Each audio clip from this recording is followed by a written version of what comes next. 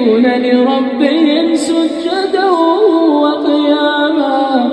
والذين يقولون ربنا اصرف عنا عذاب جهنم إن عذابها كان غراما إنها ساءت مستقرا ومقاما والذين إذا